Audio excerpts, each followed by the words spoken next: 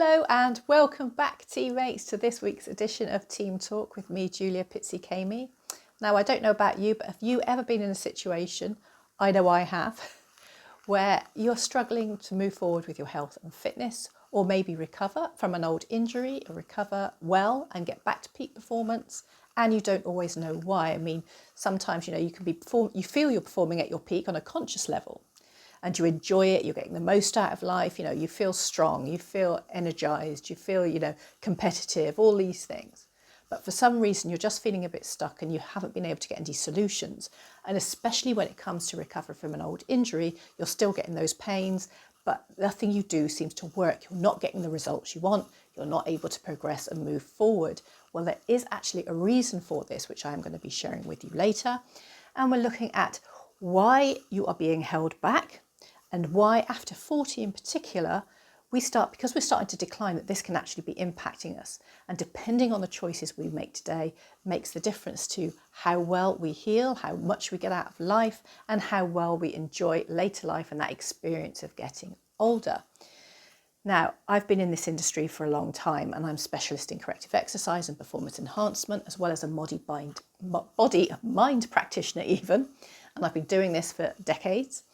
And I've learned through working with medical professionals, alongside working with people, all sorts of people from the world of business, sport, celebrity even. So I really understand, I have a wealth of knowledge and experience working with people and seeing how stress, pressure, everyday life activities, and how trauma and stress can actually impact that negatively, and how sometimes we can actually be self-sabotaging ourselves and stopping ourselves from moving forward without even realise. And today that's what this video is all about. I am going to be sharing with you what it is that could be self-sabotaging you, how you can find out if you are self-sabotaging and how it's negatively impacting you. I'm going to give you a couple of important steps that you can take to help you understand that better. And at the end, so stick with me till the end, because I am going to be giving you a nice little exercise, a fun little exercise that was taught to me that is really going to help change your perception of your situation, and you'll be able to maybe feel a little bit more relaxed and have fun. And it only takes 20 minutes.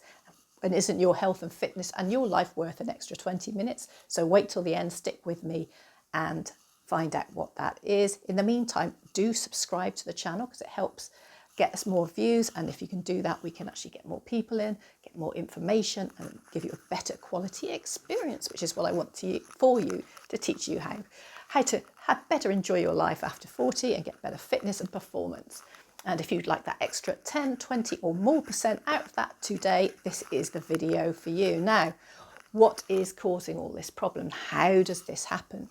Well, actually, it brings back to mind a case study of my own with a client who has actually a personal trainer, but they're constantly suffering injuries and physical problems. They're a really great person, they're fun personality, high energy, they work hard, play hard kind of personality, and they like to be active. They don't like to take a step back. They like to keep going and challenging themselves more and more, but they do have this habit of always having some sort of physical injury or long-term ache or pain that goes on. And about a year and a half ago, they had a terrible knee injury. Actually, they had to have an operation. And then they spent some time rehabbing it and working with the trainer to get them back fitness, because they wanted, to get back to normal life, obviously. And they, as I say, they like to do little challenges from time to time, so they need their body in peak physical performance for that.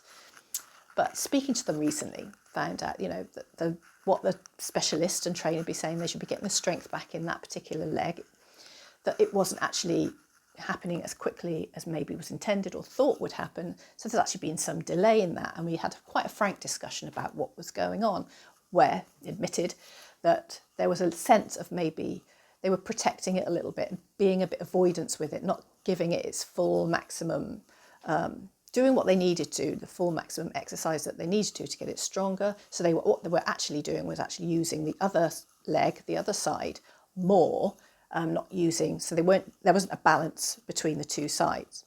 So obviously the leg wasn't getting as strong, it wasn't getting the good movement in it that it needed to. And at the end of the day, if you want your body to recover and get back to peak performance, you need to have good range of movement through things like your ankles, your knees, your hips, shoulders, all these kinds of things, to actually, so the muscles perform and can actually strengthen and get back to normal. So all of this was going through their mind, and a little bit of fear of, well, what if I make things worse? And if things get worse, then I'm held back even further. Maybe potentially might not be able to do any of those things I really like to do. And then what does that kind of mean for me and my life? And all these things can be going on in the mind. And I completely understand where he was coming from, because a few years ago, I actually broke my foot. And, after a couple of weeks, I had a boot on. And after a couple of weeks, they told me to take the boot off, start getting some physiotherapy. I had to start using it. And I had a really great physio. I couldn't recommend her highly enough. And she helped me get back, the use of my leg, if you like. I could use it. It wasn't that bad a trauma, but it took some time. And I naively thought that as soon as my boot cuff came off, yes, the leg would be a bit weak, but I'd be able to go back and walk again.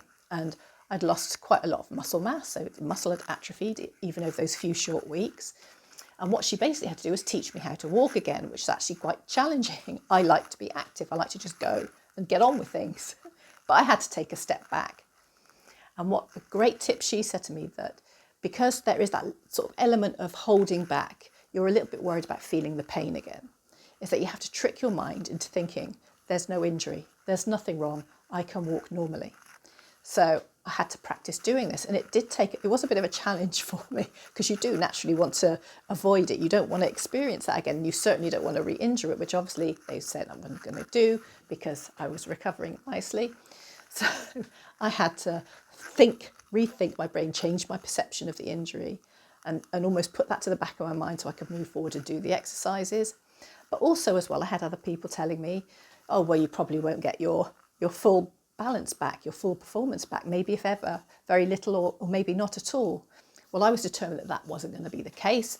And after working with my physio and building my own strength back, I can tell you 100%, I got my balance back, my performance back, everything opposite to what those other people were saying. And sometimes our influences, people who are speaking to us, our outside environment can actually greatly influence our perception of a problem. And on some level, if it's been there for decades, can be holding us back in a below conscious level. And this is the thing that is holding us back. And this is why we self-sabotage and avoid doing the things necessary to actually get us better and get us back to normal life, as it were. So why does this happen? What is the reason for this? Well, it comes down ultimately to what we call mind fear, and we don't always aware that we have it. In a moment, I'm going to give you those 2 steps that help you realise whether or not you do have this fear and whether you are starting to self-sabotage a little bit. And then obviously later on, we'll go into helping you find a solution to help you disconnect from that problem. So what is mind fear and natural? Well, we know what natural fear is. Natural fear is you wouldn't put your hand in the fire because you know 100% for certain it's going to hurt, you're going to injure yourself, and it's going to be a major problem. And there's lots of those types of fears that we know, definitely for sure, it's a danger. You wouldn't go up to the edge of a cliff and jump off, you know what's going to happen. So that natural, and it's there to protect us, and it's good. But with mind fear, the difference with mind fear is it is based on an experience, and it doesn't necessarily have to be your own. It could be someone else's. As I said, it could be a friend, it could be a relative, it could be a specialist that you've spoken to who've given their opinion based on their knowledge and their experiences. But just because someone else has had a negative experience doesn't mean it's the same for you. And especially in the case with an injury, when someone has actually told you, your specialist told you, no, you're good to go, you should be able to go on and do your exercises, and they've given you steps in which case to do that. So mind fear is based on an experience, and then what you've done based on that experience, placed an outcome on it. So there's an element of risk. There is an element of risk, and it depends on whether you're risk averse or not. Many people are obviously risk averse, and particularly when it comes to the health and wellness of themselves and their body. So what we have to do is then create a neurological disconnect from that. But to do that, first of all, you kind of need to understand, first of all, am I self-sabotaging? How do we get in and release this mind fear so I can feel confident and get back that I am capable of doing it and I don't need to be concerned? Well, first of all, like I say, you've got to start asking your questions. So this is the first of my 2-step tips, if you like, to find out if self-sabotage is the key or whether there is something, maybe perhaps you need to go and get some more better advice or get a second opinion. But if you are self-sabotaging, so for instance, you know, like I say, you're avoiding going to the doctor. Now you've got a problem, there's a little pain there's a little problem, you're not sure what it is, it's playing on your mind, there's a little bit of stress. You know you should go to the doctor to get found out, but perhaps what is the reason you're not going to the doctor? So is it because you worry you might find out that there's something really bad, and then how do you cope with that? Because we too tend to create these sort of bigger problems than they actually are. And half the time you do go to the doctor, you find out it's something not very serious, and you can get a resolution to it, some medication or whatever it may be, get a resolution and it'll be fine. But even if it does work out that it is something more serious, the earlier you catch it, the quicker your recovery will be and the more likely you will recover from it. So things like that can play on your mind a little bit of fear of finding out the worst. Maybe it'll go away. If I bury my head in the sand, it'll go away. So you won't go until it becomes such a problem that you have no option. So what are the two reasons? So let's start asking ourselves some questions. It's really important. We need to ask questions. We can't get solutions to a problem until we ask some questions and start paying attention. So first of all, are you a person who is actively seeking a solution? And then when you find that solution, are you then ignoring it?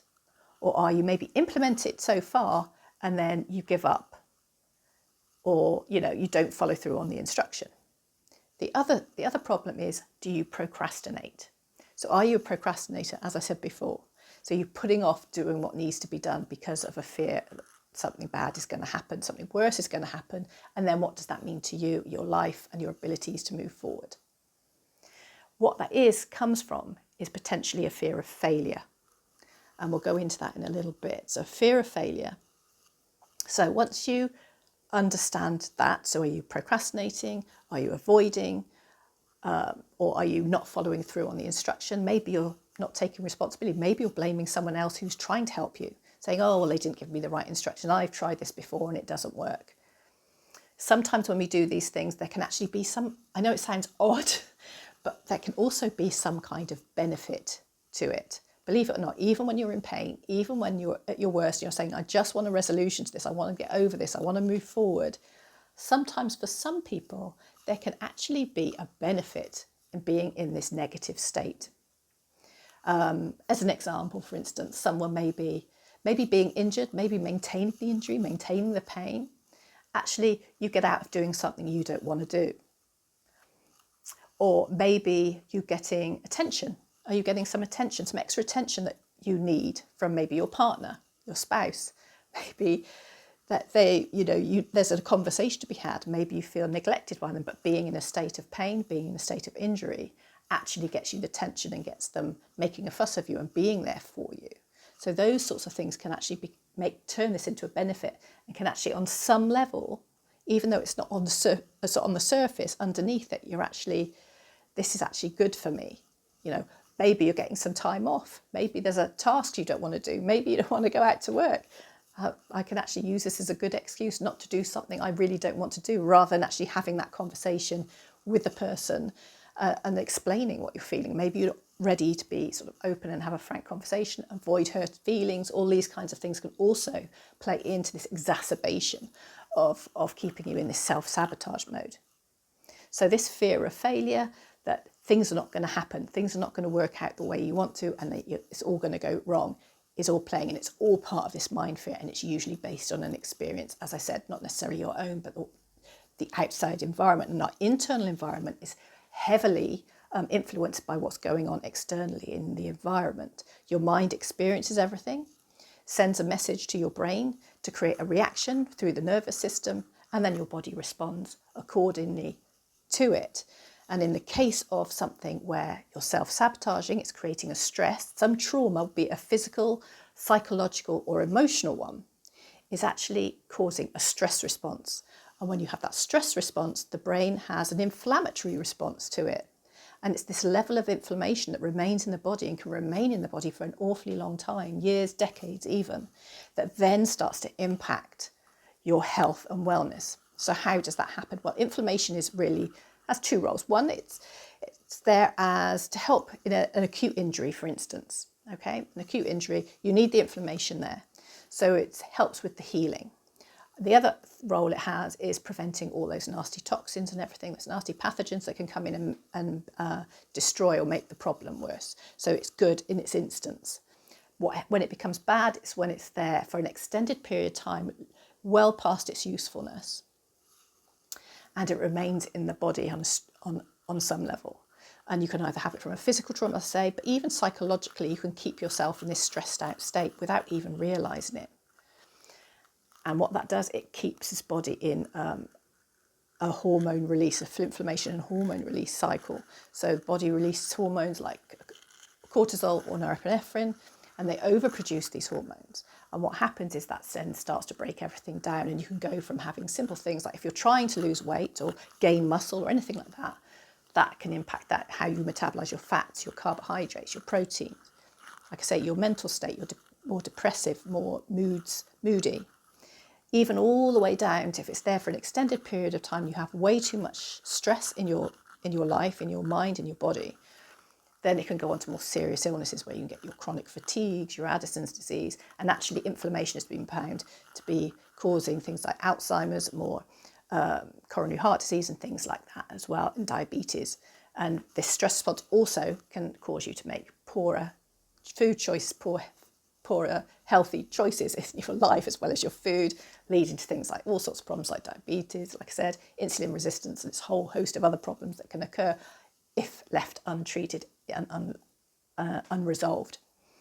Now, what happens when that? You get more dysfunction. As I said, we spoke about the hormones there. It creates an internal dysfunction with some of the systems in the body and how that breaks your body down. But also in terms of an injury and stuff, what you end up doing is avoiding using the limb or the area and strengthening it, and you start using other parts of the body. The body's very good at adapting and finding other ways of moving. So if you have a problem on one leg, it'll overuse the other leg, and then you get dysfunction, overuse on that side, causing more stress, more inflammation, and then you start getting pain, etc. And the more pain you get, the more trauma you get, the more injury you get, the more disease you get. And it keeps you in this cycle. And what I don't want that for you, I want you to really cut that neurological connection, that perception of your problem, so you can then move forward. I hope I'm making this simple. I talk a lot, but I hope I'm making this fairly simple for you. So, okay, so you figured that out. So what you've got to do, like I said, is then take responsibility, and I'm going to help you take responsibility just now with this exercise I promised you I was going to give you. So you've had your 2 steps. Ask yourself the question, okay? And then you got the answer to the question. You've found out whether you're self-sabotaging, if you're doing one of those couple of procrastination or avoidance. So if the answer is yes, you know there's some self-sabotage going on along. So now you've taken responsibility, and we're going to help you take responsibility with this absolutely fantastic little exercise that was taught to me by my tutor. And it really is a good, quick exercise. You do need someone you trust with you, whether it's a family member, a friend, a partner, whoever it may be, who can sit with you. And it takes about 20 minutes. And let's say 20 minutes for a better life. Hey, who can't afford those 20 minutes? You can do this. It's simple. All you need is a piece of paper and a pen, and you're going to create a statement. Okay? So the statement is going to read, I am afraid of, and then you're going to put what it is. And then after that statement, part of that statement, you're going to say because, and then you're going to finish that statement. Now you can do as many of these statements as you like until you feel you've got it all out of your system and it's all written down. So as many as you like. So something, for example, be, I'm afraid of injuring myself further because of extra pain. I don't want to feel that pain anymore. And then you can say, and I'm afraid of feeling that pain because, and then finish it. And you can do that as many times as you like. Now, once you finish those statements, you're going to give that piece of paper to your friend, your partner, your spouse, whoever it may be, and you're going to close your eyes, you're going to sit back and you get yourself into a nice relaxed state. And what I want you to do is see your fears, see those fears off in the distance as if you're watching an old black and white movie. And while you're in this sort of more relaxed state, you're going to get your friend to repeat those statements back to you. And as they're repeating those statements back to you, I want you to see just how relaxed you can be and just how much fun you can have in that space. Okay? It takes 20 minutes. Give it a go. See how relaxed you can go. See how much fun you can have it. See how much fun you can have creating that movie that's off in the distance, black and white. And take it from there. I would love to hear what your experiences are of that and how that helps. Now, I know you're thinking, well, I might need more than one of these exercises. Well, that's fine. This is just a starting point. If you're ready to take those steps, ready to break those habits, ready to move forward, get fitter, get that extra percent, extra 10% even, or more perhaps, out of your body, out of your health, out of your fitness, and fast track yourself to more fun, more active 40 plus years, this is the starting point for you. But I hope that has been helpful for you. As I say, if you're enjoying this content, just subscribe to the channel. I also love to hear your comments as well. And also a quick reminder, don't forget to watch Unleash Your Inner Athlete, my podcast, the monthly podcast as well, where I bring in extra experts who are going to share with you their insights, their research and tips and techniques that are going to drastically change the results you get. And this today is the first step, getting out of your mind. Remember, thoughts equal a physical reaction. So get your thoughts in check, clear your mind, change that connection to the negative, and instill but more positive thoughts and feelings around those fears, and you're going to be able to move forward. You're going to be able to get the fitness you require, the results you require, and get back to peak performance. But for now, I want to thank you for listening to me today. And I look forward to seeing you next time here on Team Talk. And I wish you a very, very good day.